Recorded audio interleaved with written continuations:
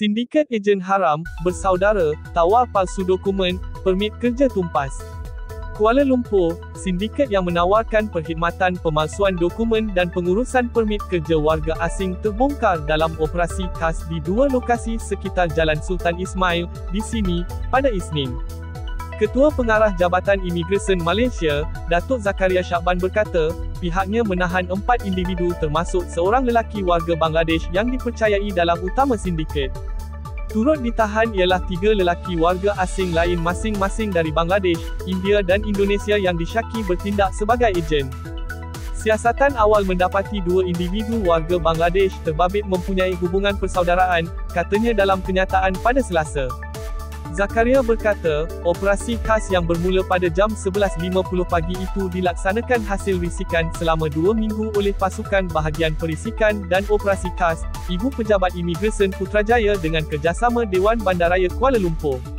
Kesemua suspek berumur antara 23 hingga 48 tahun. Semakan mendapati 3 daripada mereka memiliki pas penggajian yang masih sah manakala seorang lelaki warga Indonesia pula dikesan tinggal lebih masa, katanya. Beliau berkata, dalam serbuan itu, pasukan operasi turut menyita lesen majlis, dokumen perniagaan, sijil Suruhanjaya Syarikat Malaysia dan rekod syarikat.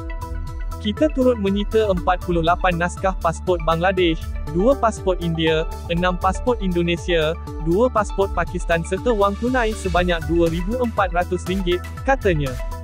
Zakaria berkata, modus operandi sindiket yang aktif sejak setahun lalu adalah mempromosi tawaran perkhidmatan imigresen berkaitan urusan permit kerja melalui media sosial.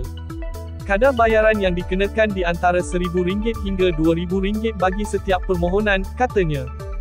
Beliau berkata, kesemua yang ditahan kini disiasat di bawah Akta Imigresen 1959/63, Akta Pasport 1966 dan Peraturan-Peraturan Imigresen 1963.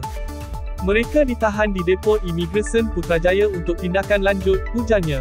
Dalam masa sama, BBKL turut menjalankan siasatan terhadap premis yang diserbu atas kesalahan menjalankan aktiviti tidak mengikut lesen di bawah Seksyen UUK 20(1)E, Pelesenan PRED, Perniagaan dan Perindustrian 2016. Kes juga disiasat di bawah Seksyen 79(1), Akta Parit dan Bangunan 1974 kerana melakukan ubah suai struktur dalaman premis tanpa kelulusan.